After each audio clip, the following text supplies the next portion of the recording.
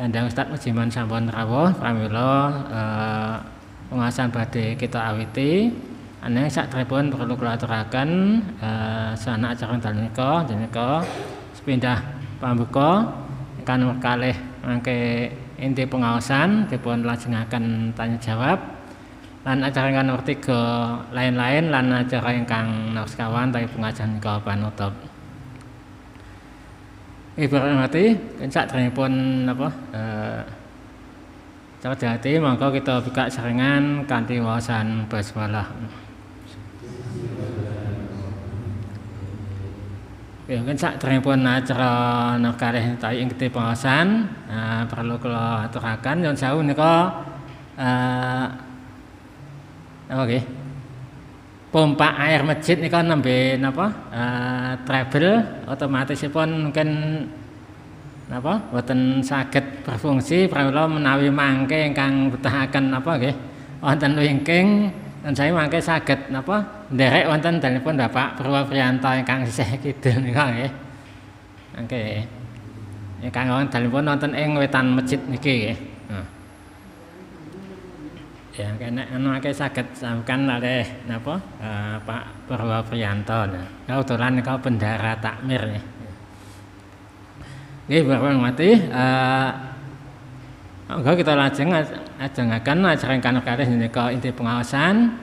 Pramila dhateng Ustaz Mujiman wedal sapiranti sangkan kita semanggaaken sakmangke dumugi jam 09.00 langkung sedasa nggih niki pun jam 8 langkung seprapat nggih.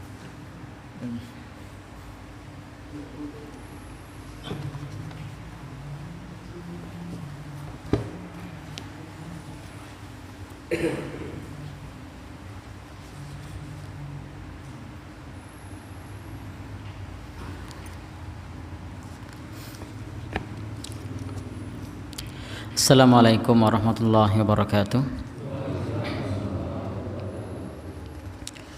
Innal hamdalillah nahmaduhu wa nasta'inuhu wa nastaghfiruh wa na'udzu bihi min syururi anfusina wa min sayyiati a'malina may yahdihillahu fala mudhillalah wa may yudlilhu fala hadiyalah.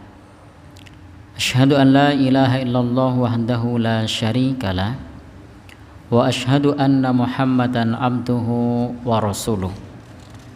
Allahumma salli wa sallim ala rasulika wa habibika Muhammad ibn Abdillah wa ala alihi wa sahbihi wa man ittaba'a huda wa jahada fi sabilihi ila yaumiddin, amma ba'du.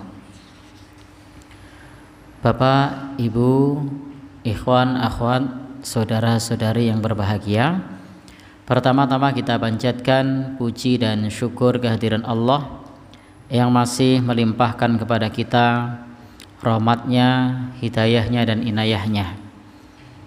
Yang kedua, salawat dan salam semoga tercurah pada Nabi kita Nabi Muhammad sallallahu alaihi wasallam sebagai uswah hasanah kita.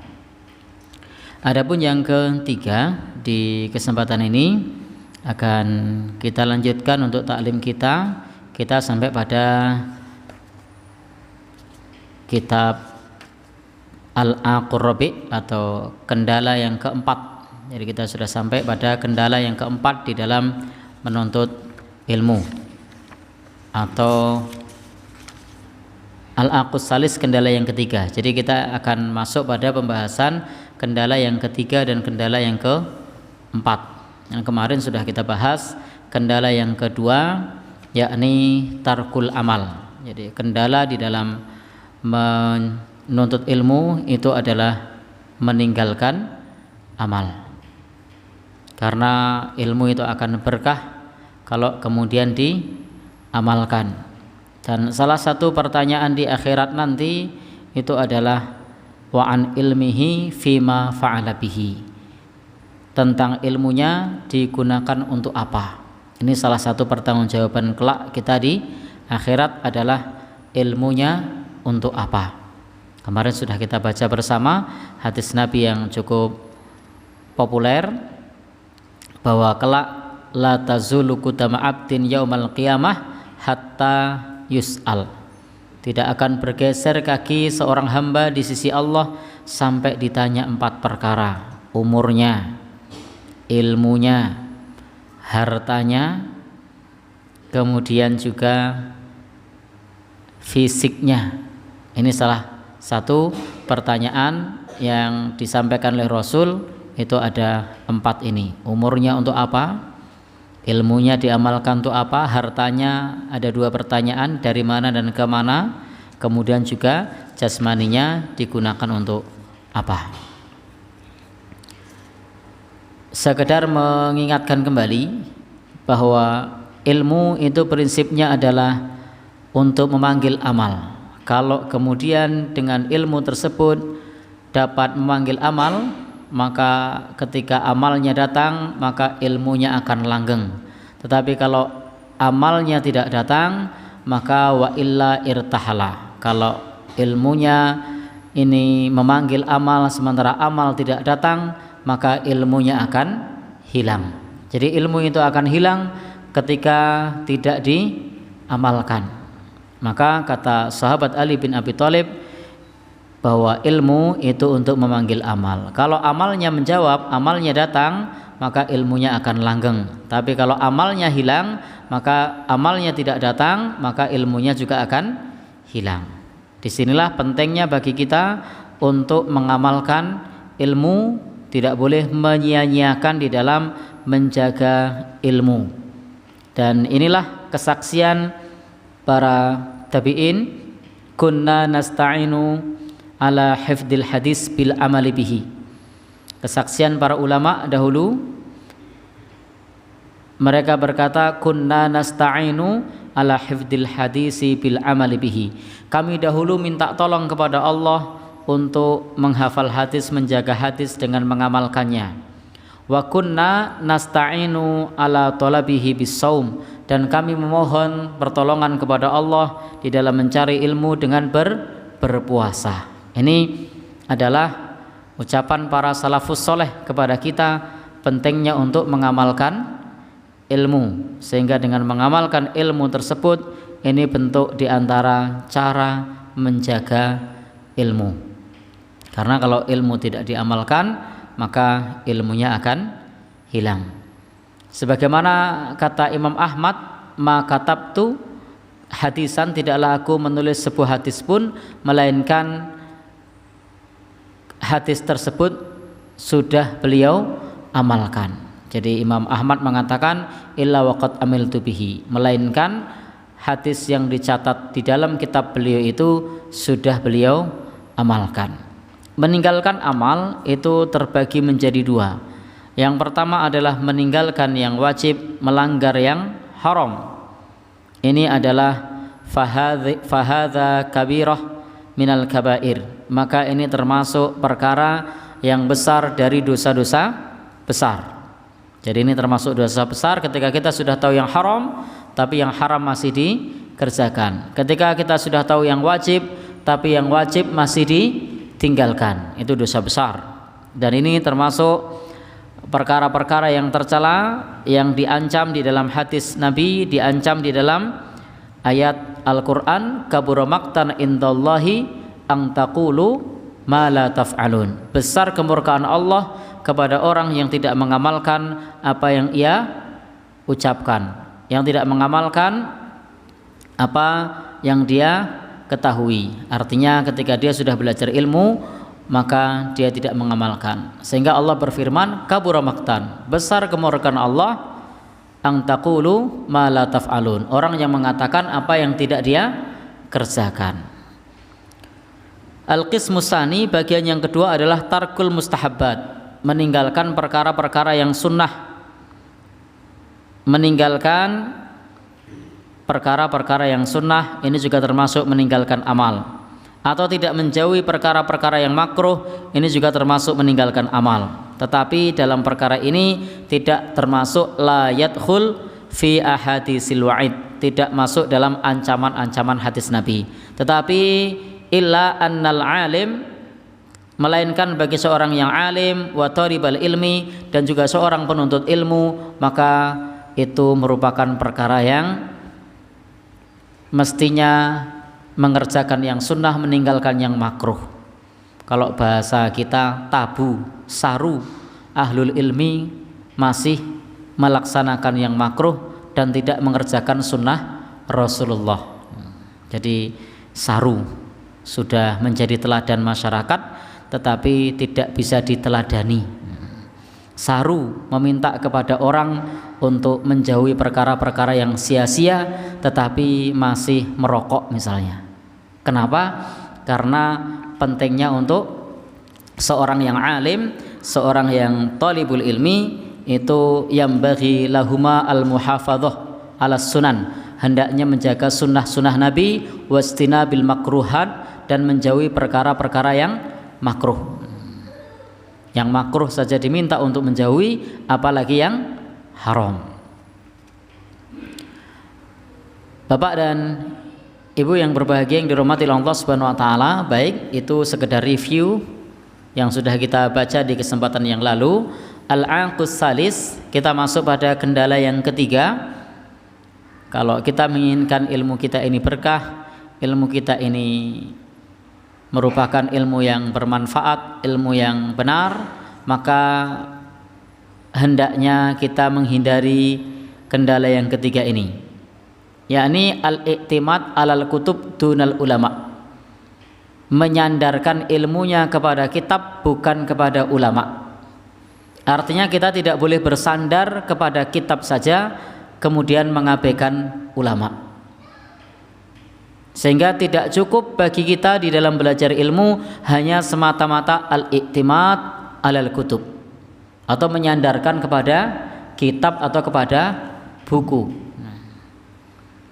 Jadi pentingnya bagi kita ketika belajar ilmu agama itu untuk nyantri. Kalau dulu para sahabat itu bermulazamah kepada Nabi Shallallahu Alaihi Wasallam di Masjid Nabawi, atau kalau bahasa kita untuk bahasa lokal nyantri, meguru, datang kepada para ulama untuk belajar ilmu agama, bukan sekedar membaca kitab atau membaca tulisan saja. Sehingga di dalam hal ini penulis kitab ini menjelaskan di antara kendalanya adalah hanya merujuk minal kutub dunar rujuk ilal ulama. Jadi hanya menyandarkan kepada kitab, tidak kembali kepada penjelasan para ulama di dalam mengambil ibarah, di dalam mengambil pelajaran-pelajaran dan juga perkara-perkara yang pelik di dalam bab agama. Maka tidaklah dia menyandarkan hanya kepada kitab, melainkan akan banyak kesalahan dan akan terjatuh ke dalam perkara yang keliru. Kenapa? Karena hanya semata-mata menyandarkan kepada kitab atau kepada tulisan. Maka qalal Imam Asy-Syafi'i, qalal Imam Asy-Syafi'i, Imam Syafi'i berkata, semoga Allah Subhanahu wa taala merahmatinya, man tafaqqaha min butunil kutub, barang siapa yang tafaqquh, barang siapa yang mencari ilmu hanya dari isi kitab-kitab atau dari buku saja, dayya al ahkam, maka dia akan menyia-nyiakan hukum. Jadi barang siapa yang menuntut ilmu hanya dari telaah kitab saja, hanya dari buku saja, maka dia akan menyia-nyiakan hukum. Hukum itu akan menjadi sempit, akan menjadi disia-siakan. Kenapa? Karena hanya sekedar dari kitab. Karena berbeda sesuatu yang ada di dalam kitab, yang ada dalam tulisan para ulama, kemudian kita belajar langsung dengan ulama. Di mana letak perbedaannya? Karena ketika ulama menulis kitab, itu yang ditulis sifatnya adalah hal yang normatif, sifatnya adalah perkara yang benar salah, sifatnya perkara yang terkait dengan kaidah-kaidah dasar. Sementara ketika ulama mensikapi suatu persoalan, maka persoalan tersebut dilihat dari latar belakangnya seperti apa, kronologinya bagaimana, itu berbeda. Maka kalau orang hanya belajar dari kitab saja, dari buku saja, itu akan berbeda ketika menyikapi orang tuanya yang terjatuh dalam kesalahan, akan berbeda ketika menyikapi kakaknya, adiknya, saudaranya terjatuh dalam kesalahan. Kalau dia belajar dari para ulama, maka akan berlapang dada dan mencari timing yang tepat, waktu yang tepat untuk menyampaikan kepada bapaknya, menyampaikan kepada kakaknya, kepada adiknya yang masih keliru. Tetapi ketika hanya sekedar belajar dari kitab, kitab ini seringkali tidak mengajarkan kepada kita kebijaksanaan. Sehingga begitu selesai membaca kitab, maka akan bilang kepada bapaknya, bapak sesat. Akan bilang kepada ibunya, ibu sesat. Atau bilang kepada saudaranya, kamu musyrik, kamu bid'ah, dan seterusnya. Disinilah pentingnya kita mengambil ilmu dari para ulama, sehingga kita bisa mengambil sikap di dalam menyampaikan ilmu, di dalam mengamalkan ilmu, tidak menggunakan ilmunya tersebut untuk memvonis orang lain. Karena perintahnya bagi kita itu adalah menjadi duat, menjadi orang yang mengajak kepada orang lain, la qudat, bukan memvonis. Jadi hendaknya kita jadikan ilmu itu untuk dakwah, mengajak kepada orang, bukan ilmu untuk memvonis kepada orang. Maka sangat mudah kalau kita kemudian memvonis orang, ini musyrik, ini bid'ah, itu kafir, itu sesat, itu gampang. Tapi mengajak kepada jalan yang benar, mengajak kepada tauhid, mengajak kepada jalan yang benar, mengajak kepada sunnah, inilah yang mestinya kita lakukan, bukan memberikan vonis-vonis yang semacam itu. Bapak dan Ibu, ikhwan dan akhwat yang berbahagia yang dirahmati Allah Subhanahu wa taala, maka sebagian ulama menyebutkan barang siapa yang menyandarkan kepada tulisan saja, kepada sahifah atau lembaran-lembaran, maka dia akan tasayyuh atau berlagak seperti syekh, berlagak seperti orang yang hebat di dalam ilmu agama. Yakni alladzi ta'allamu minas sahif, orang yang belajar dari lembaran-lembaran.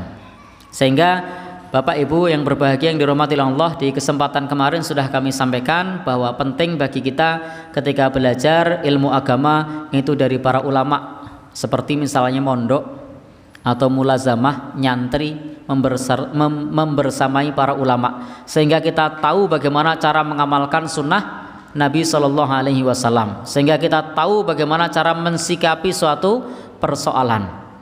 Karena kita ini tidak hanya butuh semata-mata ilmu, tetapi kita juga butuh keteladanan di dalam mengamalkan ilmu. Seringkali kita lupa bahwa ketika kita belajar ilmu, kita juga butuh teladan di dalam mengamalkan ilmu.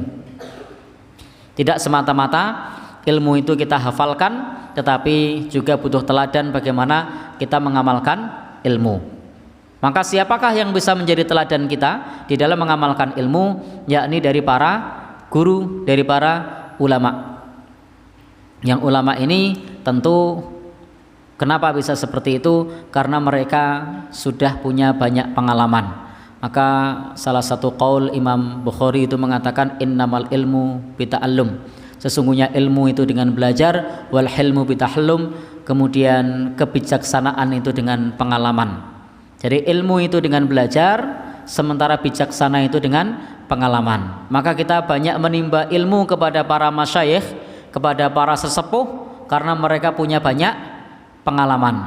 Barangkali yang muda hafalannya lebih banyak, barangkali yang muda itu bacaan Qur'annya lebih baik, tetapi dalam menyelesaikan masalah itu butuh konsultasi kepada orang-orang yang lebih berpengalaman. Siapa mereka? Di antaranya adalah kita perlu belajar dari para sesepuh, dari para ulama. Qala al-faqih Sulaiman ibn Musa, Faqih Sulaiman bin Musa berkata, la ta'khudul Qur'ana minal mushafiyyin, janganlah kalian mengambil Al-Qur'an dari orang-orang yang hanya belajar kepada mushaf. Jadi jangan mengambil Al-Qur'an, maksudnya belajar Al-Qur'an semata-mata dari mushaf. Karena kalau kita belajar Al-Qur'an hanya semata-mata dari mushaf, tidak pakai guru, tidak pakai talaqi, tidak pakai muwajahah, maka kita bisa salah di dalam membaca Al-Qur'an. Maka disebutkan di sini oleh Al-Faqih Sulaiman ibn Musa, janganlah mengambil Al-Qur'an atau belajar Al-Qur'an dari para mushafiyin, orang-orang yang menyandarkan kepada mushaf. Meskipun mereka bisa membaca, meskipun mereka bisa menulis, karena di dalam Al-Qur'an itu tidak cukup ilmu membaca dan menulis. Ada yang keluar dari kaidah membaca dan menulis. Misalnya di sana ada imalah, bismillahi majriha. Ada juga misalnya ismam. Ismam itu hanya bisa dipelajari kalau kita berhadapan dengan guru, bagaimana cara mengucapkan ismam yang benar. Karena kalau kita tidak belajar dengan guru, hanya semata-mata mempelajari dari tulisan, dari mushaf, dari tabel huruf hijaiyah, maka membacanya akan dibaca la ta'mannah, padahal itu bacaannya tidak benar, karena ismam bacaannya tidak seperti itu.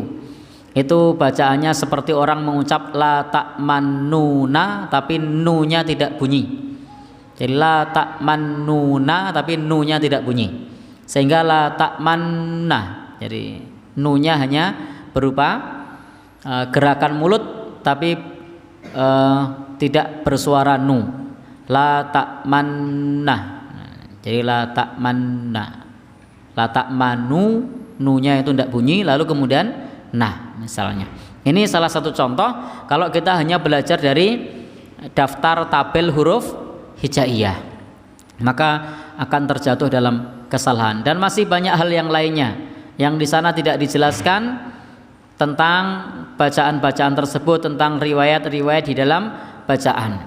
Maka tidak bisa kita belajar Al-Qur'an semata-mata hanya menghafalkan huruf hijaiyah. Demikian pula walal ilm minas sahafiyin, tidak pula ilmu dari orang-orang yang belajar dari lembaran-lembaran. Jadi kita tidak bisa belajar Al-Qur'an semata-mata dari orang yang belajar mushaf. Tidak pula kita belajar ilmu dari orang yang semata-mata belajar dari lembaran-lembaran ilmu. Lembaran-lembaran ilmu di sini seperti manuskrip-manuskrip kalau di zaman dulu, atau seperti lembaran-lembaran di zaman dulu ada di pelepah kurma, ada di kulit kambing, ada di papan dan seterusnya. Karena ketika kita memahami tulisan-tulisan dari para ulama, itu akan ada istilah-istilah yang berbeda yang dipahami dalam mazhab Syafi'i tidak sama istilah yang dipahami dalam mazhab Hambali. Misalnya dalam mazhab Hambali ketika menyebutkan makruh itu seringkali maknanya adalah haram, tidak sama dengan apa yang dipahami di dalam mazhab Syafi'i misalnya. Sehingga kita perlu memahami juga siapa yang menulis dan bagaimana memahami istilah-istilah yang ada. Maka Bapak, Ibu, ikhwan dan akhwat yang berbahagia yang dirahmati Allah Subhanahu wa taala, hendaknya kita tidak mencukupkan diri dengan belajar otodidak, tapi hendaknya mencari guru. Karena otodidak itu memang betul juga merupakan ilmu, tetapi otodidak tidak mengajarkan kebijaksanaan. Kadang di dalam otodidak juga tidak mengajarkan sesuatu yang sifatnya khusus seperti tadi ismam, imalah. Nah, ini sesuatu yang sifatnya khusus yang harus dipelajari secara khusus pula. Demikian pula di dalam ilmu-ilmu yang lain. Demikian pula Imam Sa'id ibn Abdul Aziz juga menyebutkan, dan beliau ini adalah salah seorang ulama besar, yakni Al-Imam Sa'id bin Abdul Aziz At-Tanuhi. Ini adalah seorang ulama besar yang setara dengan Imam Al-Auza'i. Beliau mengatakan, janganlah mengambil ilmu dari orang-orang yang mengambil ilmu dari lembaran saja, dan janganlah mengambil Al-Quran dari orang-orang yang hanya belajar dari mushaf saja. Sehingga penting bagi kita ketika belajar ilmu agama itu di mana riwayat pendidikannya, siapa gurunya. Ini penting juga. Untuk apa?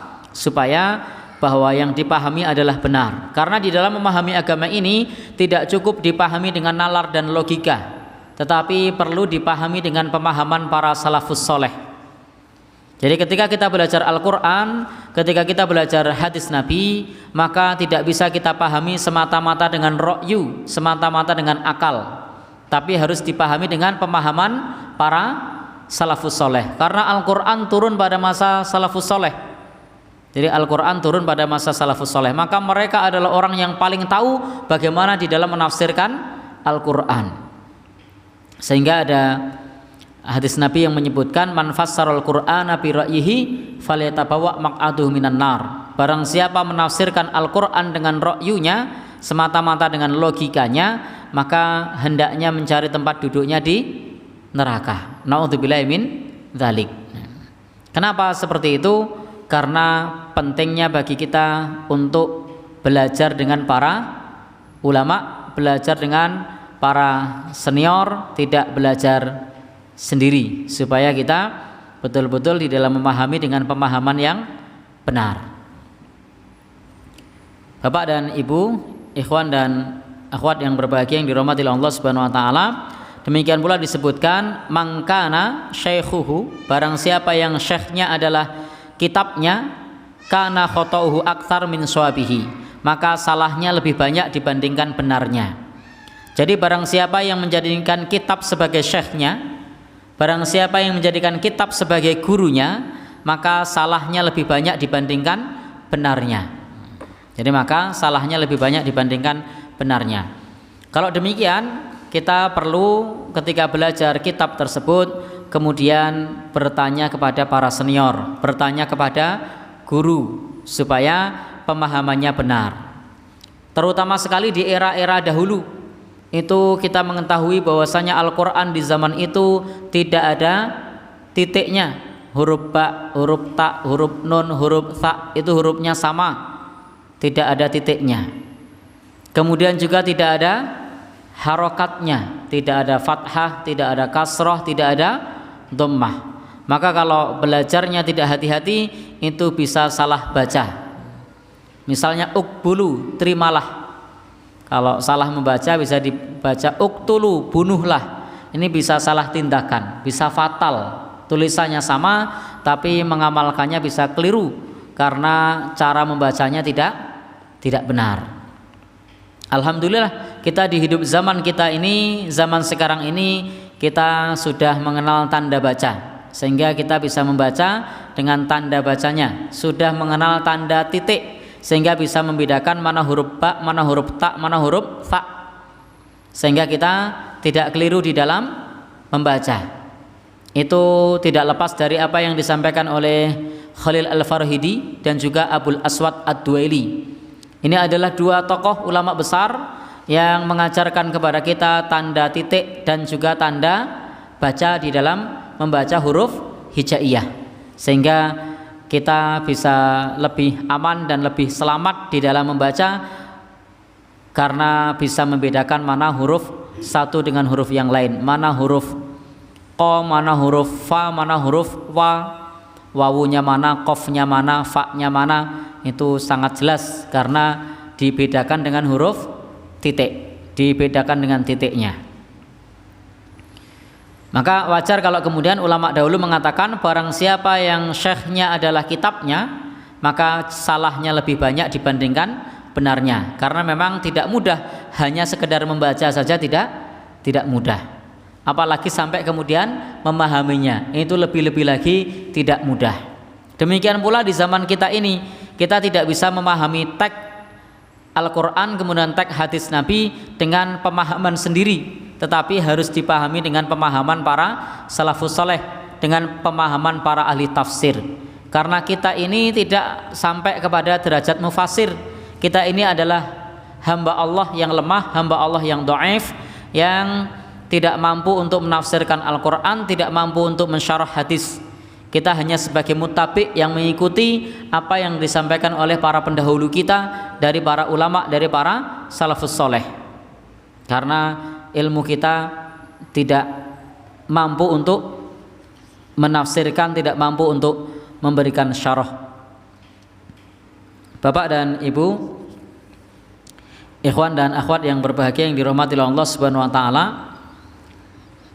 di bab ini juga memberikan satu penjelasan kepada kita. Maka kalau kita belajar ilmu tanpa adanya seorang guru, maka dolal ta'anis syiratil mustaqim, dapat menyesatkanmu dari jalan yang lurus. Jadi kalau kita belajar ilmu tanpa seorang guru, maka dapat menyesatkan kita dari jalan yang lurus. Tentu guru yang dimaksud adalah guru yang benar, karena sebagaimana pernyataan Abdullah bin Mubarak, al-isnad minad din laulal isnad laqala man syaa ma syaa, bahwasanya isnad, sumber, rujukan, referensi itu bagian dari agama, maraji itu bagian dari agama. Maka laulal isnad laqala man syaa ma syaa, jika tidak karena sumber, tidak karena adanya suatu sumber, suatu dalil, maka orang akan berkata semaunya.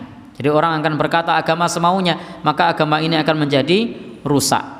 Sehingga jangan sampai kemudian orang belajar ilmu agama tanpa adanya seorang guru, maka bisa menyesatkan dari jalan Allah Subhanahu wa taala kalau menggunakan logika. Saya kasih satu ilustrasi. Ada seorang istri yang berpuasa, kemudian juga ada suaminya. Orang yang tidak belajar agama, dia akan mendahulukan puasanya dibandingkan suaminya. Ternyata dalam tuntunan agama mengajarkan kepada kita untuk lebih mengutamakan suaminya, karena taat kepada suami hukumnya wajib. Jadi taat kepada suami hukumnya wajib, sementara puasa sunnah hukumnya sunnah. Maka taat kepada suami pahalanya lebih besar dibandingkan berpuasa sunnah. Maka kalau suaminya sedang di rumah, kalau mau puasa sunnah harus izin dulu. Tapi kalau orang yang dia tidak berguru kepada guru, maka kemudian dia akan mengatakan bahwasanya saya mengutamakan hak Allah dibandingkan hak suami saya. Seolah-olah masuk akal, seolah-olah nalar di logikanya.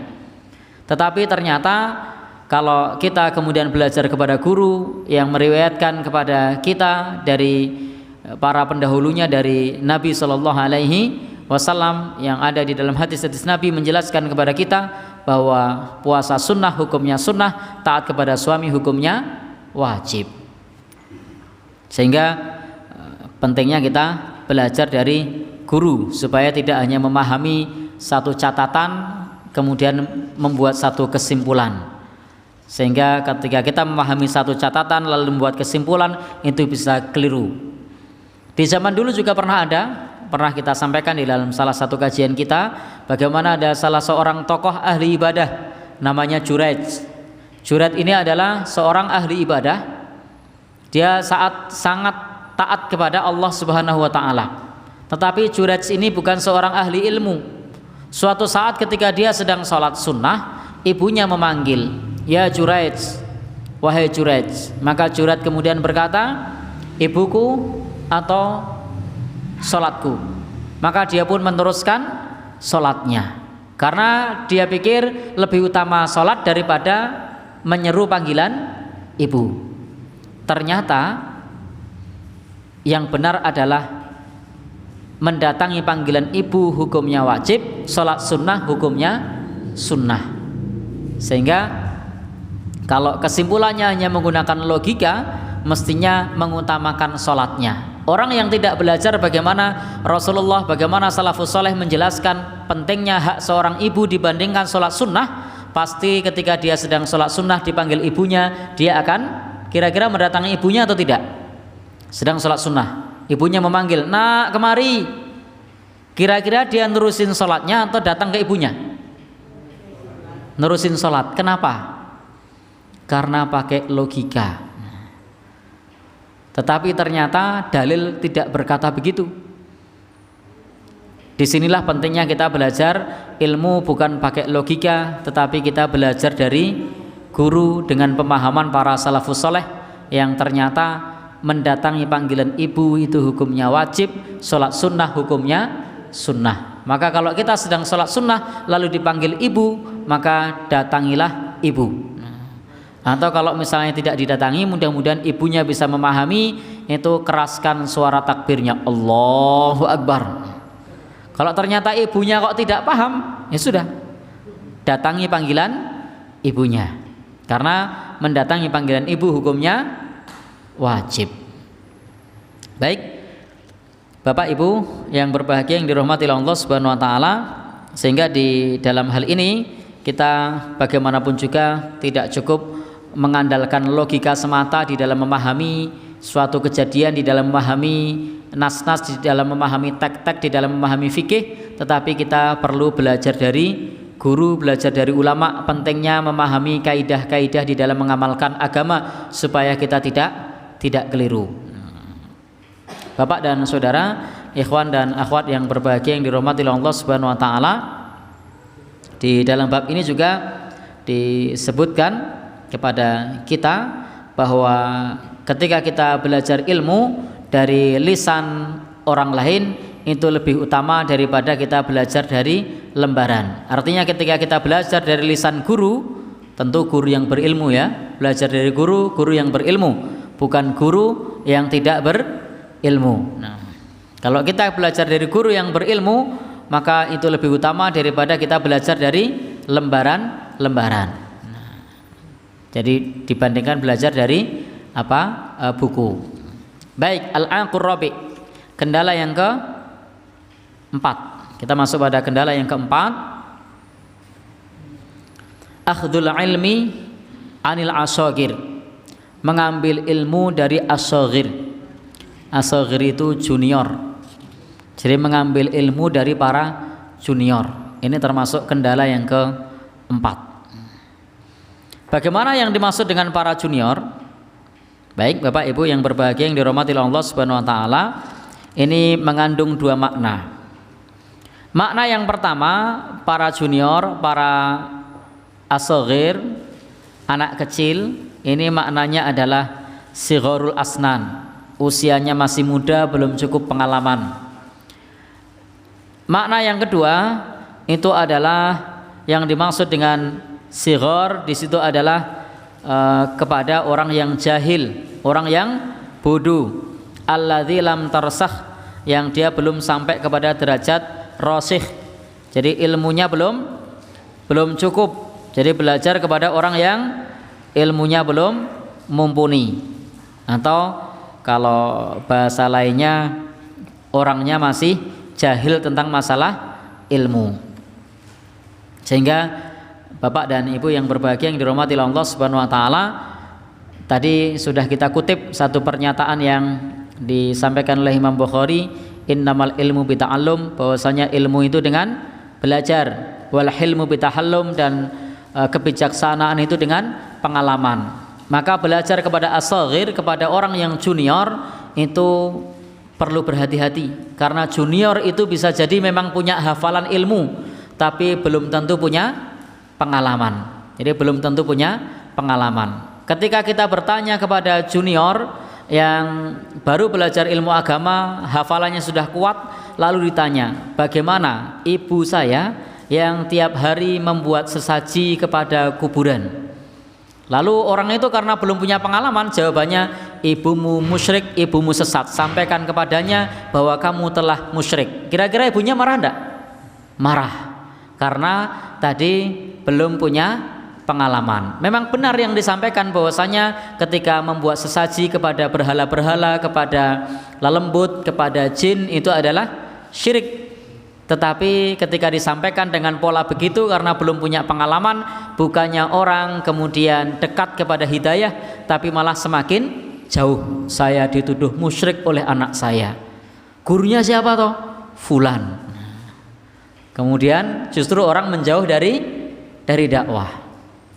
Maka berbeda dengan orang yang sudah punya pengalaman. Ketika dia curhat, ibu saya membuat sesaji kepada danyang-danyang, kepada lelembut, minta tolong kepada mereka, maka orang itu akan menasihatkan sabar.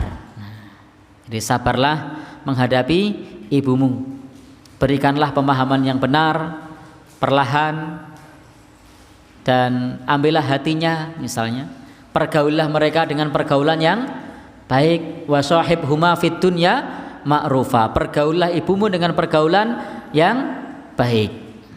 Sampaikanlah secara hati-hati dengan tidak menyinggung perasaannya. Kenapa tidak to the point saja? disinilah pengalaman. Ya, disinilah pengalaman. Memang tidak menutup kemungkinan yang muda lebih cerdas, yang muda hafalannya lebih banyak, yang muda ilmunya lebih ngelotok, itu tidak menutup kemungkinan. Bahkan sangat banyak di dalam sejarah yang muda itu lebih hebat daripada yang tua. Tapi yang namanya pengalaman tetap tidak bisa didapatkan hanya dengan hafalan. Jadi pengalaman tidak bisa diperoleh dengan hafalan, karena pengalaman itu butuh tempaan. Pengalaman itu butuh banyak persoalan yang dihadapi, sehingga dia akan matang dan dewasa di dalam memutuskan segala sesuatu. Meskipun nanti muaranya muara yang sama, tapi pengalaman akan mengantarkan kepada kelembutan. Berbeda dengan ilmu yang tanpa pengalaman, maka ilmu yang disampaikan itu bisa menjadikan orang tersebut lari karena tidak diikuti dengan bagaimana mengambil hati orang lain. Tetapi ketika sudah berpengalaman di dalam menyampaikannya, tentu tidak akan kemudian memberikan vonis ibumu musyrik. Vonisnya tidak begitu, ibumu kafir. Kira-kira bagaimana orang sedang curhat ditanya ibumu musyrik, itu bisa jadi malah marah itu yang bertanya. Belum lagi kalau pulang, Bu, Anda dibilang musyrik, kira-kira ibunya melarang anaknya ngaji enggak? Jangan ngaji sama dia, ibumu ini sudah melahirkan kamu malah dibilang musyrik. Nah, sehingga disinilah bahwa kita ini butuh kebijaksanaan, yaitu dengan pengalaman. Karena itu belajar kepada yang muda itu di dalam kitab ini disebutkan sebagai salah satu kendala. Kecuali memang yang muda tersebut punya kapasitas, itu boleh. Muda punya kapasitas itu boleh. Sebagaimana dulu para sahabat, jadi ini sifatnya tidak mutlak ya. Belajar kepada yang muda ini adalah muda yang belum punya hilm, belum punya kebijaksanaan, belum punya pengalaman. Tapi kalau muda dia punya kebijaksanaan, dia punya pengalaman, boleh. Karena di zaman sahabat itu juga banyak mereka yang usianya masih muda-muda dan mereka memiliki kedudukan yang tinggi di kalangan para sahabat. Seperti siapa misalnya? Sahabat Ibnu Abbas. Itu beliau adalah sahabat yang masih muda, sahabat yang masih belia, tetapi ditempatkan di kalangan para syekh, orang-orang yang sudah sepuh, karena memang punya kedalaman ilmu, punya kedalaman takwil, dan punya hilm kebijaksanaan, sehingga ditempatkan di kedudukan orang-orang syekh. Demikian pula para ulama-ulama besar dahulu, seperti Imam Asy-Syafi'i rahimahullahu taala, di usia mudanya sudah menjadi seorang mufti, karena memang ditempa dengan ilmu, ditempa dengan kebijaksanaan, ditempa dengan pengalaman. Maka kalau itu diperoleh, itu tidak mengapa belajar kepada yang muda. Tetapi kalau belajar kepada yang muda yang belum berpengalaman, maka berhati-hati, bisa terjatuh ke dalam kendala di dalam mendapatkan keberkahan ilmu itu sendiri dan di dalam menyebarkan ilmu itu sendiri.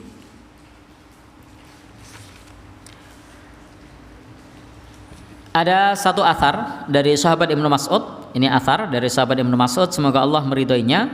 Sahabat Ibnu Mas'ud berkata, "Wala yazalun nas bi khairin," manusia senantiasa dalam kebaikan, ma akhadul ilma, selama dia mengambil ilmu, an akabirihim, dari para tetua mereka. Jadi manusia itu masih dalam kebaikan selama mengambil ilmu dari orang-orang yang sepuh. Jadi dari para ulama. Fa idza akhaduhu an sigharihim, tetapi jika mereka mengambil dari yang kecil, yang masih ingusan, yang masih junior, wa syirarihim, orang-orang yang buruk di kalangan mereka, halaku, maka akan binasa. Jadi kalau kita mengambil ilmu dari anak ingusan, dari kalangan yang buruk di antara mereka, maka akan binasa. Ini salah satu ungkapan dari sahabat Ibnu Mas'ud. Maka di antara kebaikan itu ketika kita menghormati para sesepuh, karena memang mereka punya pengalaman. Kalau terkait mengenai masalah belajar ilmu, kekuatan dan hafalan dan lain-lain, memang tidak diragukan, yang muda hebat. Tapi kalau sudah berbicara mengenai menghadapi persoalan, maka yang tua itu akan lebih bijaksana dibandingkan yang muda.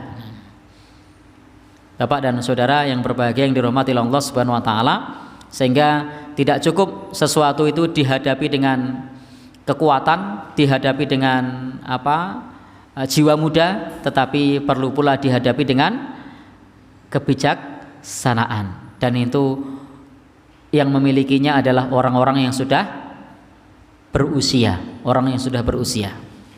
Maka seperti saya secara pribadi ketika diminta untuk memberikan satu sikap yang terkait dengan persoalan-persoalan orang lain, itu sebenarnya tidak pas karena tidak cukup pengalaman, tidak cukup pengalaman. Bapak dan saudara yang berbahagia yang dirahmati Allah Subhanahu wa taala, di antara inna min asyratis saah, di antara tanda dekatnya kiamat, itu adalah orang menyandarkan ilmu kepada al-asghir, kepada orang-orang yang masih muda atau yang masih kecil. Bapak dan saudara, ibu-ibu yang berbahagia yang dirahmati Allah Subhanahu wa taala, maka apa yang disampaikan oleh sahabat Ibnu Mas'ud tadi juga menjadi satu catatan bagi kita, bahwa pentingnya bagi kita untuk menghormati orang-orang yang sudah berusia dan menimba ilmu, menimba pengalaman dari mereka. Jadi menimba ilmu dan konsultasi kepada mereka dari para syekh, para orang-orang yang memang sudah punya pengalaman. Al-Imam Ibnu Abdul Bar dari sahabat Umar bin Khattab, semoga Allah meridhoinya, juga pernah menyampaikan kepada kita bahwasanya beliau mengetahui tentang orang yang baik dan juga sesuatu yang baik akan mendatangkan kebaikan dan sesuatu yang bisa mendatangkan kerusakan. Idza ja'al faqih, apabila orang yang faqih itu datang dari kalangan minasyghir, yang masih ingusan, yang masih muda, maka istaqsa alaihil kabir, maka kaum sepuh atau orang-orang yang besar itu tidak akan menerimanya. Tetapi wa idza jaa, apabila telah datang kepadanya orang yang faqih minal kabir, dari orang-orang yang sepuh, dari orang-orang yang besar, maka tabi'ahus shaghir, maka yang kecil pun akan mengikutinya. Di antara keutamaan menempatkan para sesepuh itu adalah yang muda-muda siap untuk menjadi pengikutnya.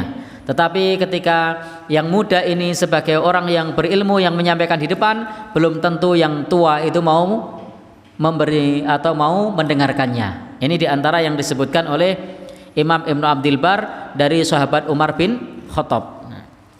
Kecuali memang orang-orang yang dibukakan hatinya oleh Allah Subhanahu wa taala. Sebagaimana para sahabat, para tabi'in, para salafus saleh, mereka dahulu mau mendengarkan dari mereka yang usianya lebih muda, karena mereka tahu tentang keutamaan ilmu meskipun datang dari yang lebih muda. Sementara di zaman kita ini ada namanya gengsi, ada namanya minta ditempatkan pada kedudukan tertentu dan seterusnya, sehingga bisa jadi ketika yang muda yang menyampaikan, maka yang sepuh atau yang tua itu tidak siap untuk menjadi pendengarnya, tidak siap untuk menjadi pembelajarnya, tidak siap untuk menjadi santrinya, tidak siap untuk menjadi mustamiknya.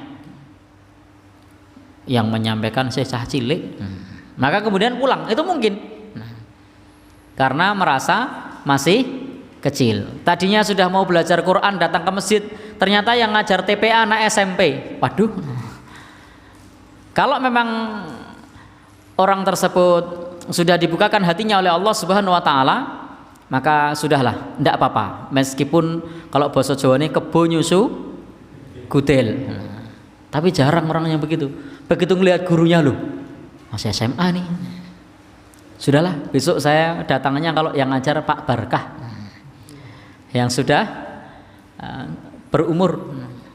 Begitu datang lagi, oh kok anak SMA lagi, kemudian tidak datang lagi. Tapi berbeda ketika yang mengajarkan di sini adalah imam masjidnya, yang mengajarkan takmir masjidnya. Kaum sepuh datang nyaman saja karena yang mengajarkan sudah dianggap di atasnya. Inilah pesan maksudnya dari pernyataan ini. Jadi seringkali orang yang meskipun dia faqih, tapi kalau dia masih kecil atau masih ingusan, belum cukup umur, itu kurang dipercaya. Jadi seringkali meskipun orang itu faqih tapi belum cukup umur, maka kurang dipercaya. Tetapi kalau orang itu faqih dan cukup umur, maka dia akan dipercaya dari kalangan yang tua maupun dari kalangan yang muda. Disinilah pentingnya bagi kita untuk mendapatkan ilmu itu, untuk bisa konsultasi dan menempatkan orang-orang yang sepuh, orang-orang yang tua. Nah, tidak cukup dari yang muda saja. Demikian pula yang sudah tua, yang sepuh itu mendelegasikan kewenangannya kepada yang muda-muda, atau yang disebut dengan bahasa lainnya apa? Kaderisasi. Nah, sebagaimana Rasulullah SAW dahulu itu menempatkan Mus'ab ibn Umair, Mu'ad bin Jabal, dan juga para pemuda-pemuda lain untuk berdakwah.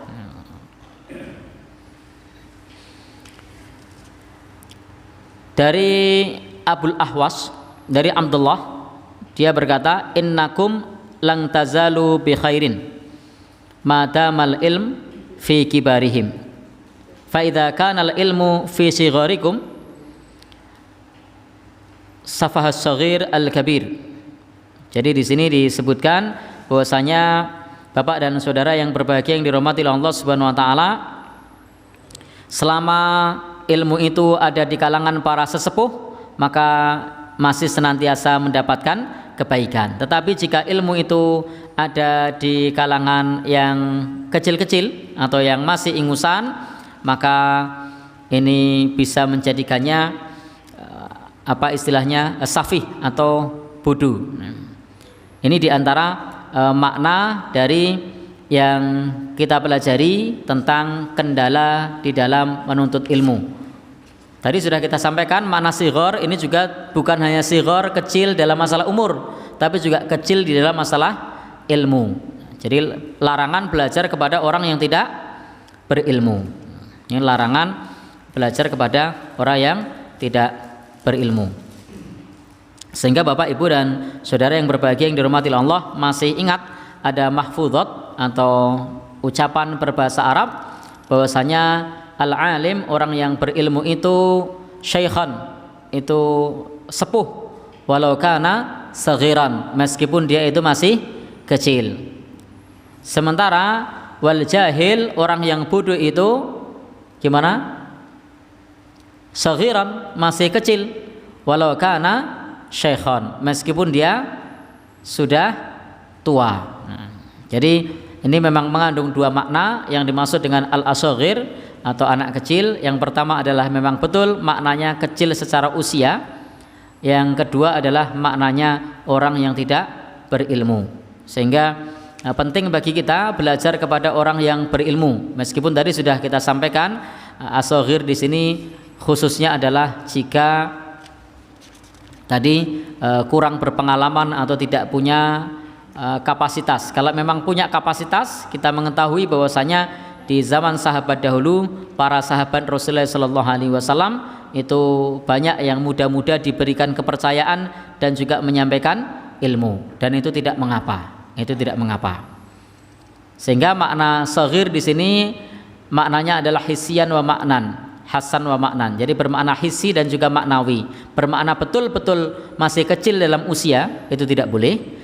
Atau betul-betul, atau yang kedua adalah kecil karena dia bodoh. Tetapi tentu bahwa sekali lagi kita tidak hanya butuh dalam konteks ilmu, tapi juga kita butuh kebijaksanaan, dan itu bisa kita peroleh jika orang yang berilmu itu sudah cukup umur, maka nanti kita akan mendapatkan kebijaksanaan. Karena kebijaksanaan itu tidak bisa dihafalkan, kebijaksanaan itu tidak bisa ujuk-ujuk itu apa ya? Tidak bisa tiba-tiba. Jadi kebijaksanaan itu tidak bisa tiba-tiba, tetapi melalui seiring perjalanan waktu ketika kita sudah kemudian berumur. Jadi akan berbeda cara menyikapinya ketika masih muda dengan sudah tua, ketika belum punya pengalaman dengan yang sudah berpengalaman. Sebagai penutup di kesempatan ini ada peringatan di sini, fi hadzal zaman, di zaman ini banyak sekali orang yang ketika sudah menyampaikan nasihat, sudah menyampaikan muhadarah, sudah menyampaikan khutbah Jumat, atau sudah menyampaikan tausiah, lalu kemudian dianggap sebagai orang alim dan kemudian dimintai fatwa.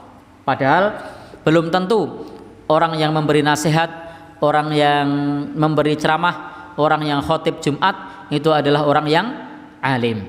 Sehingga Bapak dan Ibu yang berbahagia yang dirahmati Allah Subhanahu wa taala, di sini tidak semua orang yang menyampaikan agama itu adalah alim atau ulama.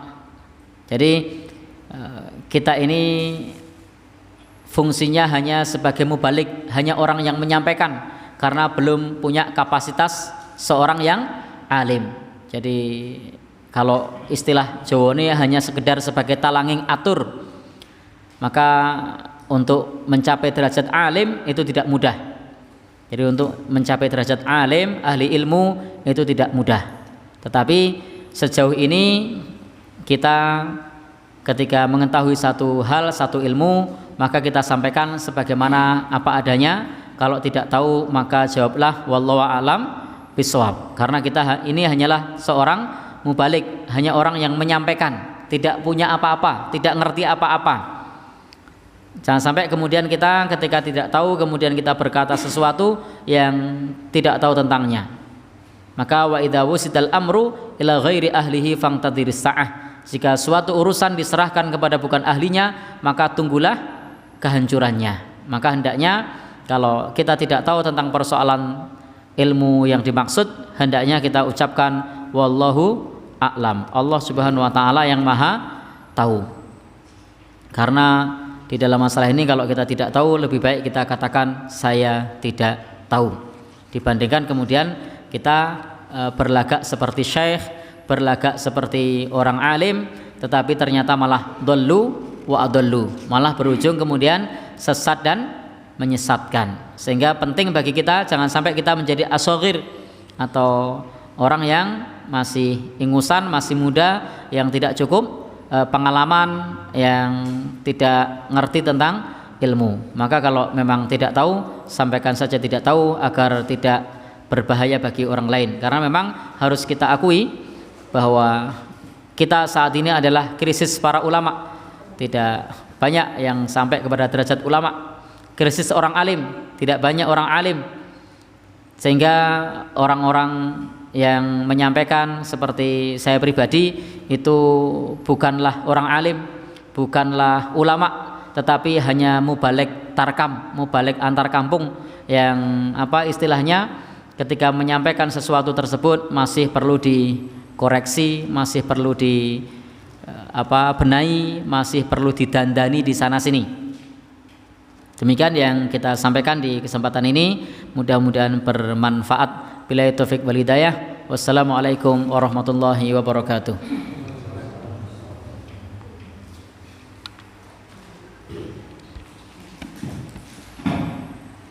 Bapak hormati, bilih niku pengawasan Hakim Staf Musliman. Bilih wonten pamundhut pirsa, padahal kita sembahkan dumateng para lenggah. Bilih mboten kedah napa berkaitan kalian tema kajian nggih, mungkin masalah sanesipun monggo. Oh nggih Pak Basiran nggih. Assalamualaikum warahmatullahi wabarakatuh.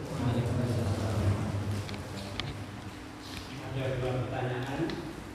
Yang pertama adalah apabila kita membaca Quran, kita jumpai ayat kita digunakan tilawah. Bagaimana cara tilawah itu? Apakah menghadap kiblat? Karena di kita itu kadang-kadang itu kan membuat tingkatan itu mesti yang menghadap. Ya kadang-kadang bagaimana caranya? Apa harus menghadap kiblat atau bagaimana? Yang kedua yaitu apakah itu hadis atau pepatah? Ya artinya itu mencari ilmu itu tidak dari berbulan sampai yang mahal atau saya ini sampai di sini itu saya belum tahu itu hadis atau pepatah. Assalamualaikum warahmatullahi wabarakatuh. Waalaikumsalam warahmatullahi wabarakatuh. Baik, terima kasih. Ini ada pertanyaan. tentang hadis atau pepatah ya. Yang pertama tadi thalabul ilmi minal mahdi ilal lahdi, itu hadis Nabi. Yang kedua utlubul ilma walau bisin, tuntutlah ilmu walaupun sampai ke negeri Cina. Ini tidak sahih, artinya tidak perlu kita kemudian ke Cina cari ilmu, karena ini bukan hadis yang sahih, ini dhaif ya, sehingga tidak perlu diamalkan ke Cina. Memang ini populer, tapi tidak setiap yang populer itu sahih. Jadi utlubul ilma walau bisin itu dhaif, tidak sahih. Adapun mengenai sujud tilawah, sujud itu sujud, tilawah itu bacaan. Sujud tilawah itu sujud ketika kita membaca Al-Qur'an. Ada 13 atau 14 tempat di dalam Al-Qur'an ayat-ayat yang di sana ditandai ayat-ayat sajdah atau ayat-ayat yang kita mestinya di sana sujud. Kapan? Pada saat kita membaca Al-Qur'an. Jadi pada saat membaca Al-Qur'an, sujud tilawah ini disunnahkan untuk sujud. Disunnahkan untuk sujud baik pada saat di dalam sholat ataupun di luar sholat. Ya, disunnahkan untuk sujud di dalam sholat maupun di luar sholat. Sujudnya itu dilakukan oleh orang yang membaca. Bagaimana orang lain yang mendengar? Orang lain yang mendengar juga sunnah sujud jika yang membaca sujud. Jadi kalau yang membaca sujud, yang lain juga sunnah sujud. Demikian pula di dalam sholat. Di dalam sholat itu juga sunnah ketika membaca ayat sajdah untuk kemudian sujud. Sujudnya dengan takbir. Ini sujudnya dengan takbir. Jadi takbir Allahu Akbar, lalu kemudian sujud, membaca doa sujud tilawah.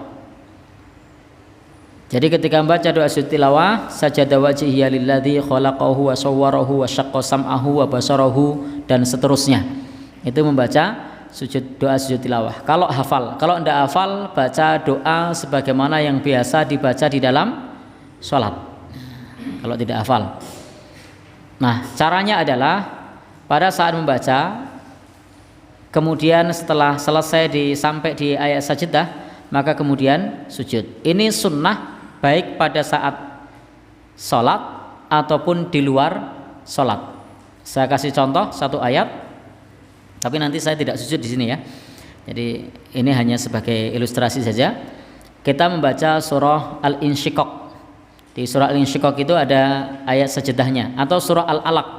Al-Alaq juga ada sajdahnya, atau surat yang lain. Itu banyak di dalam Al-Qur'an. Kita ambil satu sampel saja. Misalnya surah Al-Insyiqaq. Di situ ada ayat wa idza quri'a 'alaihimul qur'anu la yasjudun. Takbir, Allahu Akbar, sujud. Baca doa. Setelah membaca doa, takbir lagi Allahu Akbar, bangun. Ini sujud tilawah di dalam maupun di luar sholat. Nah, kalau di dalam sholat, kalau teman-teman pernah tindak haji atau umroh di Masjid Nabawi atau di Masjidil Haram, itu setiap Jumat pagi biasanya ada sujud tilawah, karena memang sunnah di Jumat pagi itu untuk membaca ayat sajdah. Jadi boleh dipraktekkan di sini nanti kalau ada yang imami di Jumat pagi pada saat subuh itu membaca ayat-ayat sajdah. Bisa kalau tidak hafal yang panjang, bisa yang pendek, seperti di surah Al-Alaq. Kalla la tuti'hu wasjud waqtarib. Allahu Akbar, sujud. Baca doa sujud seperti biasa. Lalu kemudian Allahu Akbar, berdiri. Berdiri sebentar, kira-kira makmumnya semua sudah berdiri. Kemudian takbir lagi. Allahu Akbar. Untuk apa? Ruku'. Jadi takbir lagi. Tadi berdiri untuk sebentar, nunggu semuanya berdiri, takbir lagi, ruku'. Kalau mau ditambah surat lagi boleh, kecuali kalau suratnya panjang, maka dilanjut ayatnya. Seperti tadi misalnya kita ambil sampel tadi surat Al-Insyiqaq, wa idza quri'a 'alaihimul qur'anu la yasjudun, lalu sujud. Setelah itu kemudian baca doa, lalu takbir, kemudian berdiri. Pada saat berdiri dilanjutkan bacaannya. Balil ladzina kafaru yukadzibun wallahu a'lamu bima yu'un fabashshirhum bi'adzabin alim illa alladhina amanu wa 'amilus solihati lahum ajrun ghairu mamnun. Allahu akbar. Baru kemudian ruku'. Ini cara praktek sujud tilawah. Dianjurkan menghadap ke arah kiblat. Berbeda dengan sujud syukur. Sujud syukur itu tidak harus menghadap arah kiblat. Tapi sujud tilawah ini termasuk sesuatu yang bisa direncanakan. Karena membaca Al-Quran itu juga dianjurkan, disunahkan untuk berwudu. Sehingga kalau kita mau baca Quran insya Allah terencana. Apalagi lihat ayat sajdah itu bisa direncanakan. Sehingga dianjurkan untuk menghadap ke arah kiblat. Tapi kalau sujud syukur itu beda. Tidak sempat berpikir. Misalnya suatu saat Mas Agus Sabtono, Anda mendapatkan hadiah 1 miliar. Itu tidak kepikiran sebelumnya. Maka begitu mendengar kata 1 miliar begitu, itu sujudnya bisa menghadapnya bukan ke arah kiblat karena saking bahagianya. Apalagi di event tersebut itu tidak tahu arah karena lagi keluar kota begitu. Kemudian pada saat registrasi diminta mencantumkan nama, ternyata keluar namanya Mas Agus Sabtono mendapatkan undian senilai berapa miliar Mas? Misalnya ini. Lalu kemudian sujud. Nah, itu di situ sujud syukur. Nah, kalau sujud syukur ini tidak mengapa jika tidak menghadap ke arah kiblat, dan tidak mengapa tidak dalam keadaan berwudu. Nah, ini tidak mengapa. Jadi tidak sempat kalau wudu dulu. Begitu Anda mendapatkan hadiah 1 miliar, saya wudu dulu Pak ya. Malah aneh. Untuk apa? Mau sujud syukur. Jadi tidak perlu. Segera. Tapi untuk sujud tilawah itu jelas sudah terencana sehingga memungkinkan untuk suci dan memungkinkan untuk menghadap ke arah kiblat. Meskipun melingkar duduknya karena tilawahnya satu-satu begitu membuat halakoh, itu masih mungkin untuk mengatur posisi semuanya menghadap ke arah kiblat. Dan salah satu fadilah dari sujud tilawah itu adalah i'tazala syaitanu yabki. Jadi kata Nabi, i'tazala syaitanu yabki. Setan akan lari dan setan akan menangis. Jadi kalau kita sujud tilawah, maka setan akan lari dan setan akan menangis. Maka sering-seringlah sujud tilawah biar setan yang ada dalam tubuh kita, yang ada di dalam lisan hati kita, yang ada dalam pikiran kita itu kemudian lari dan menangis. Nah, begitu terkait sujud tilawah. Dan juga tadi hadis talabul ilmi minal mahdi ilal lahdi. Adapun utlubul ilma walau bisin itu tidak sahih. Wallahu alam bishawab.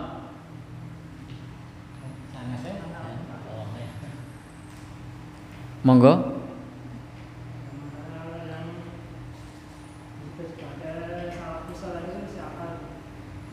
Oh ya, terima kasih.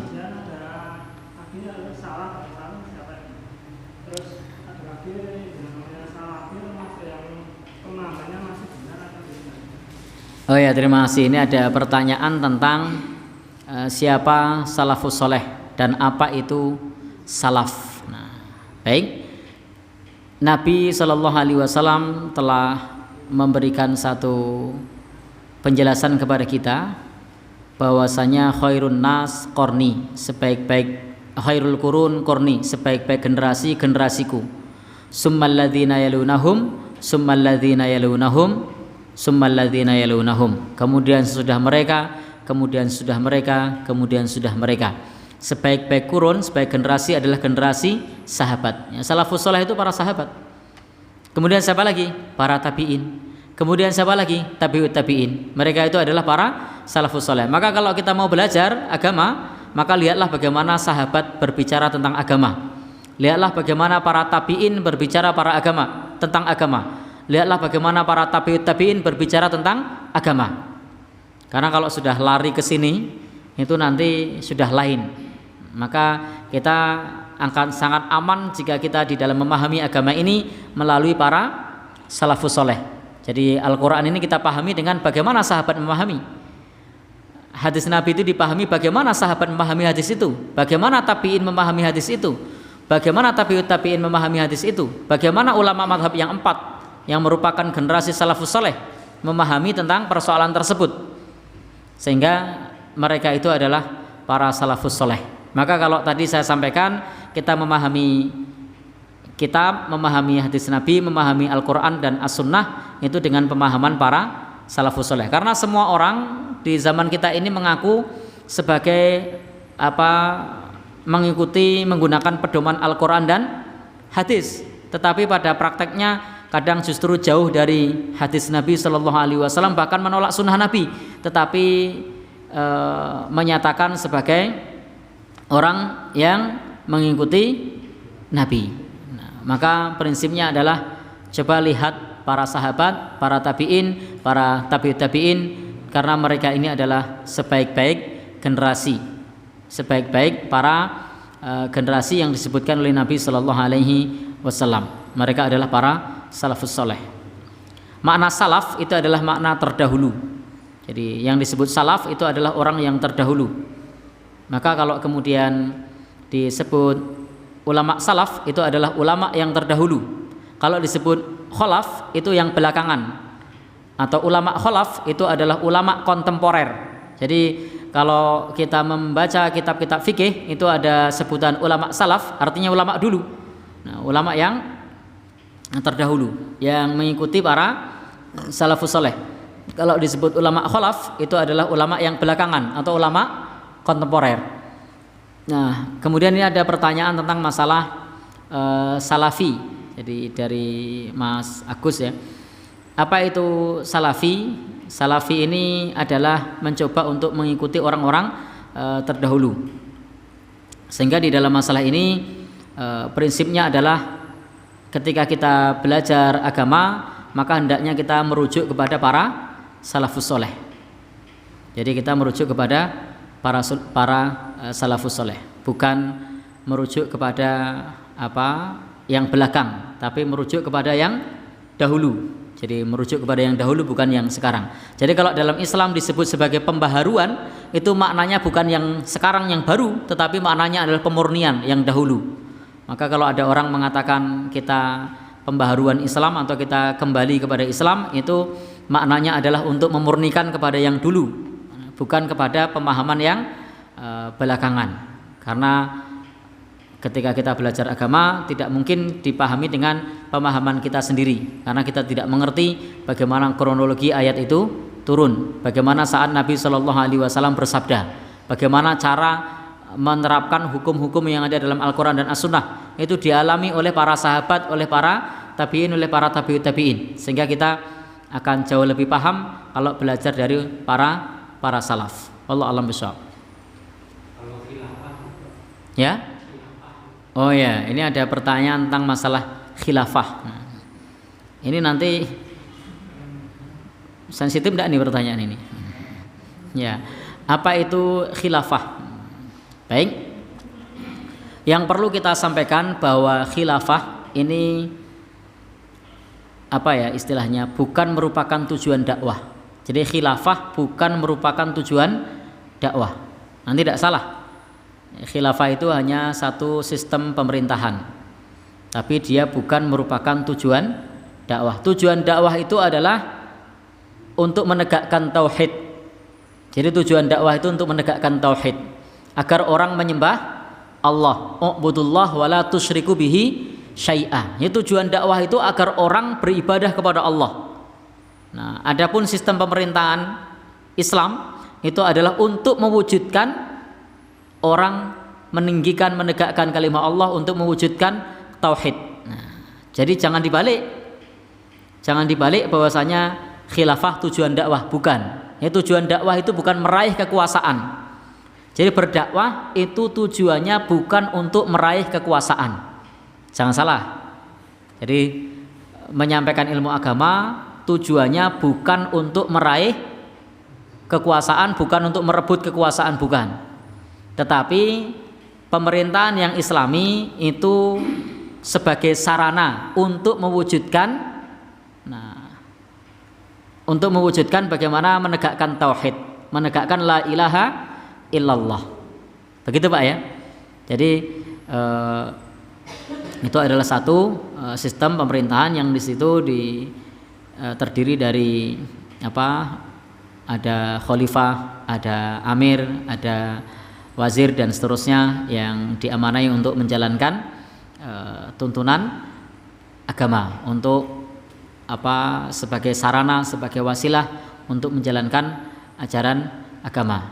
Sehingga jangan sampai kemudian kita memahami bahwa khilafah adalah tujuan dakwah, karena selama ini saya sering mendengar seolah-olah khilafah ini adalah tujuan. Bukan, tujuannya adalah untuk menegakkan tauhid la ilaha illallah. Jadi la ilaha illallah. Jadi jangan sampai kemudian kita lupa dengan tujuan berdakwah yang sesungguhnya. Tujuan dakwah sesungguhnya adalah bagaimana semua orang itu menyembah Allah, meninggikan kalimat Allah, meninggalkan semua sesembahan selain Allah Subhanahu wa taala. Wallahu a'lam bishawab. Oke, Bapak sempurna. Assalamualaikum warahmatullahi wabarakatuh. Waalaikumsalam warahmatullahi Terima kasih atas waktunya. Saya menunjukkan pengalaman Ustaz. Waktu bapak saya meninggal, saya dibimbing orang bahkan tidak umum. Bapak saya waktu hidupnya tidak pernah melaksanakan tahlilan. Dibimbing kalau sini sendiri apa ya? Sebab dia beliau itu dulunya Ustaz Hadi dari Bekasi. Biasa beliau dipanggil imam Jumat di Masjid Haram. Para jamaah atau lingkungan saya, pada saya kamu tidak umum, malah dianggap saya salah. Juga berterima kasih kepada orang tua. Bagaimana Ustaz? Ya, terima kasih. Jadi Islam mengajarkan kepada kita bagaimana cara memuliakan orang yang sudah meninggal dunia. Bagaimana cara seorang anak berbakti kepada orang tua. Itu sudah ada tuntunannya. Maka kita jalankan tuntunannya, itu sudah benar. Sehingga kalau kita sudah menjalankan sesuai tuntunan, maka prinsipnya la yakhafuna laumata laim. Tidak takut omongan orang. Bagaimana tuntunannya? Tuntunannya kalau ada orang meninggal dunia, yang pertama itu adalah kalau sebagai keluarganya kalau punya utang-utang ya dilunasi, punya janji ya diselesaikan. Jadi utang, janji, nadar semuanya diselesaikan. Ini diantara hal yang pokok, karena nafsul mukmin mu'allakum bidainihi. Jiwa seorang mukmin itu bisa tertahan oleh hutangnya. Maka kalau punya janji, kalau punya hutang, kalau punya nadar, selesaikan. Baik hutang kepada Allah atau hutang kepada sesama manusia, itu hendaknya dilunasi. Kemudian apalagi yang bisa bermanfaat untuk orang tua selain menunaikan janjinya? Maka melakukan rukti jenazah atau merawat jenazah sebagaimana yang sudah diajarkan oleh para ulama, mulai dari memandikan, mengafani, menguburkan, kemudian menyolatkan. Jadi disolatkan. Di antara tuntunannya adalah menyolatkan. Kalau orang tua meninggal, maka disolatkan. Tidak hanya disolatkan, pada saat selepas dikuburkan itu ada doa. Jadi selepas dikuburkan itu ada doa. Doa yang sesuai sunnah itu bukan saat berangkat. Pada saat mau berangkat biasanya ada doa, itu tidak sesuai sunnah. Yang sesuai sunnah adalah pada saat setelah dikuburkan itu silahkan misalnya doanya Allahumma gfirlahu, Allahumma tsabbithu, setidaknya itu. Ya Allah ampuni dia, ya Allah kuatkan dia. Karena Nabi mengatakan fa innahul an yus'al, sekarang dia sedang ditanya. Maka Nabi mengatakan mintakan ampun untuk dia dan mintakan keteguhan untuknya. Maka disitulah dianjurkan untuk berdoa di situ. Kemudian apalagi yang bisa kita lakukan yang bisa bermanfaat untuk orang tua selain berdoa? Jadi tadi berdoa, bisa juga doa yang kita baca setiap waktu seperti Rabbighfirli warhamhuma kama rabbayani shaghira atau Rabbana ighfir lana warhamhuma kama rabbayana shighara dan seterusnya. Ini diantara yang bisa bermanfaat bagi kita. Atau juga sebagai seorang muslim maka hendaknya taat menjalankan kewajiban. Karena setiap kita taat menjalankan kewajiban, sejatinya kita juga mendoakan orang tua kita yang sudah meninggal. Misalnya kalau hari Jumat kita hadir ke masjid untuk Jumatan, Maka di sana ada doa untuk para leluhur, doa untuk orang tua kita, untuk orang yang sudah meninggal dunia. Allahumma gfir lil mu'minin wal mu'minat, al muslimin wal muslimat, al ahya minhum wal amwat.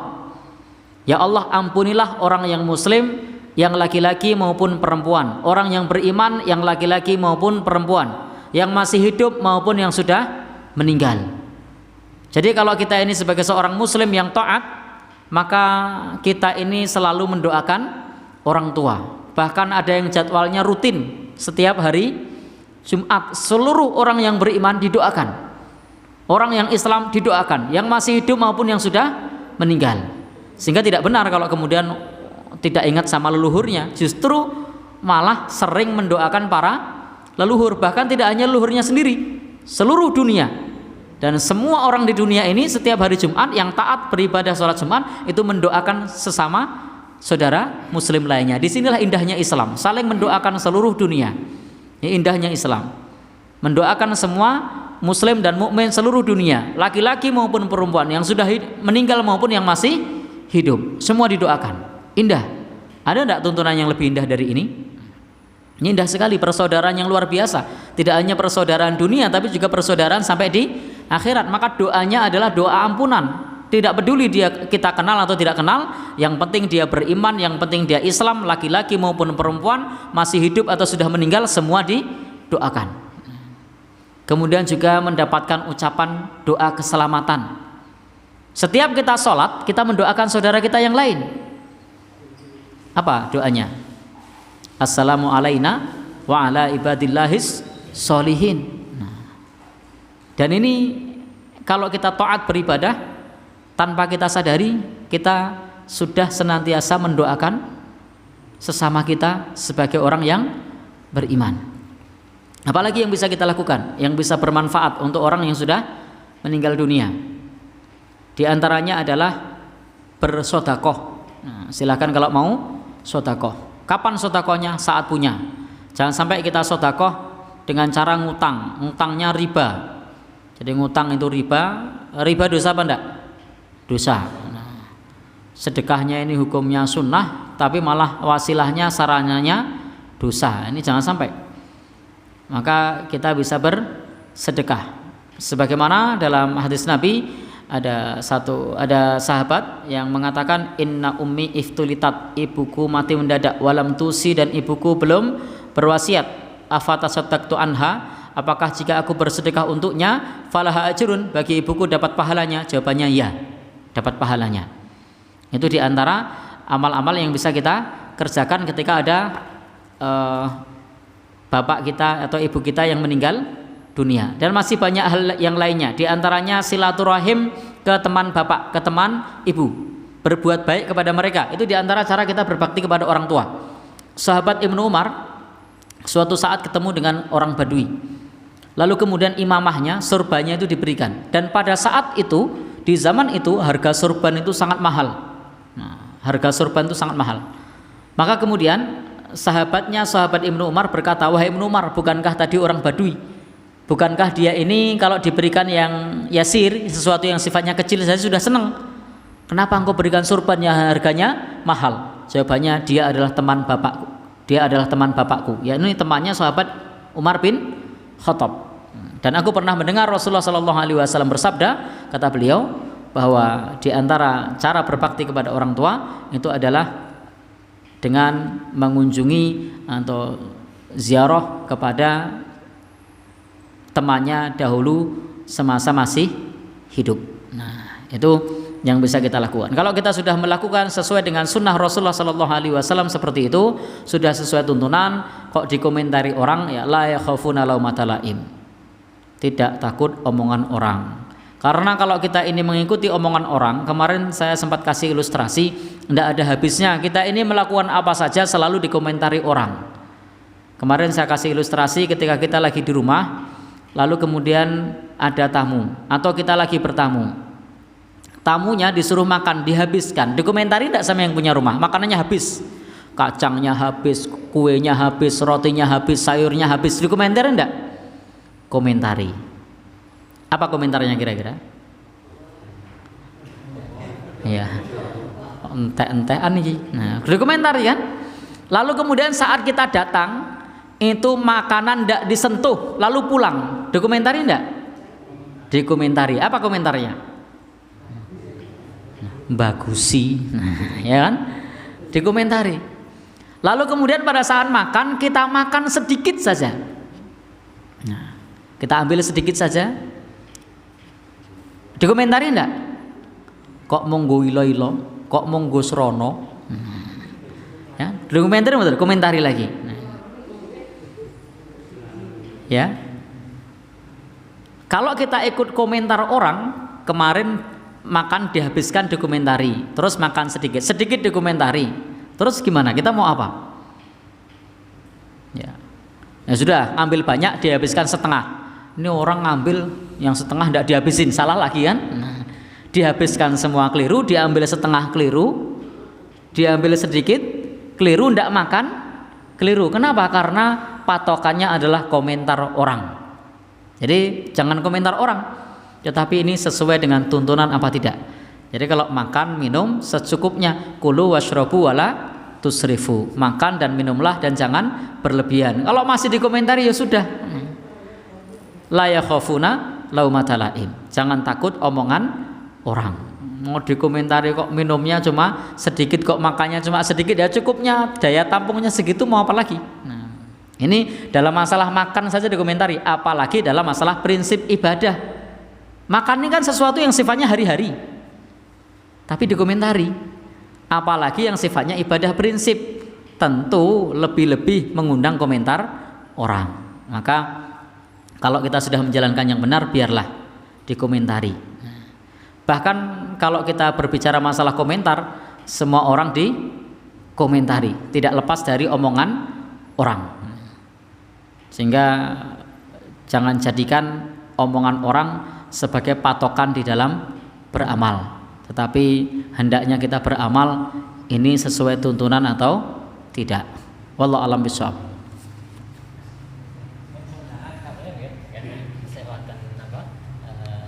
Pertanyaan saged dipun lajengaken sak sampunipun panggenan dipun tutup kapun jam sedasa kirang kalih dasa nggih.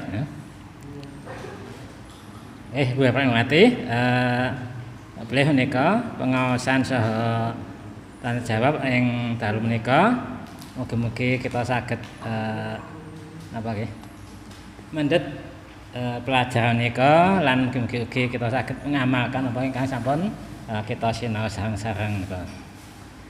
Bapak ngerti ngancik acara ingkang nomor 3 menika lain-lain kang sepindah insyaallah pengawasan nika napa materi nika kita lajengaken ing malam Kamis ingkang badhe dateng nggih. Dadan nika dereng rampung nika tesih berapa poin nika nggih. Mangke menawi terlalu napa kathah mungkin saged dipun napa pendet poin-poin ingkang mungkin apa langkung prioritas. Lain-lain kan nomor kalih niki alhamdulillah wonten dopres saking kelompok ibu-ibu salimah ya. Kelompok nika wonten napa? Teman kelompok ibu-ibu salimah ndamel sabun cair ya, sabun cuci piring. Nika ternyata kualitasipun nggih meh sami kalian Sunlight. Ini kangge napa pemberdayaan ibu-ibu ya. Dan kalaupun dibocori mangke nawi ingkang ngersake kok saged pesen nika regine ngalit nika 6.000 ingkang ageng duka ingkang ageng sepinten nika ingkang deterjen kangge cuci baju nika 17 ya. Mangke saged hubungan kalian Ibu Susi nika wonten mboten Ibu Susi ya. Insyaallah nika keuntungan nika mangke kangge napa nggih pemberdayaan ekonomi jamaah lan kangge menunjang kegiatan dakwah ya. Kangge dofes nika nika gandeng nampung wonten 3 kira nggih. Nyun sewu kula piyambak ingkang nutukan nggih. Nika sepindah kangge ingkang pertama kali hadir niki wau nggih. Nek boten kaenten nika Mas Sur. Nika anggota nika wonten napa? Ajeng ingkang ping kalih nika ingkang paling sepuh kinten sinten niki? Ibu Ranti. Nggih, Pak Basuki nggih di aturke nggih. Ajeng kados setunggal ingkang jamaah nika paling tebih kinten saking pundi tebih. Oh, Mbak nika namung wonten setunggal nggih monggo nggih. Pak Basuki nggih keng Bapak saking Bambang Ripra nggih, punyata alhamdulillah nika saking Bambang Ripra nggih saged rawuh nggih menika nambah semangat sedherek kula panjenengan nggih. Nggih nika namung napa kangge selingan nika alhamdulillah nika mangke nawi ngersake nika insyaallah kualitasipun testimoni nika mboten kalah kalian Sunlek nggih. Nika dolan warnanipun nggih sami nggih. Nika sanese nggih cuci piring nika nggih wonten produk sanesipun nika ingkang kagem napa deterjen kangge napa cuci baju nggih. Mangke saged sambutan kalian Ibu Susi utawi Bapak Al-Qadri nggih sak ler kidul Masjid Jabanur Saran Ler nggih. Nggih Bapak-Mati, Mbak Pilih nika acara ingkang nomor 3 ngancik acara ingkang nomor sekawan tanging pengajian nika panutup. Ananging saderengipun tutup Mbak Pilih kawula anggenipun ndherekaken acara dalem nika kathah lepatipun satu kula nuwun punten lan monggo panggen ing dalem nika kita akhiri kanthi doa panutup majelis. Subhanaka Allahumma wa bihamdika asyhadu an la ilaha illa anta astaghfiruka wa atubu ilaik. Bila taqwa hidayah wassalamualaikum warahmatullahi wabarakatuh.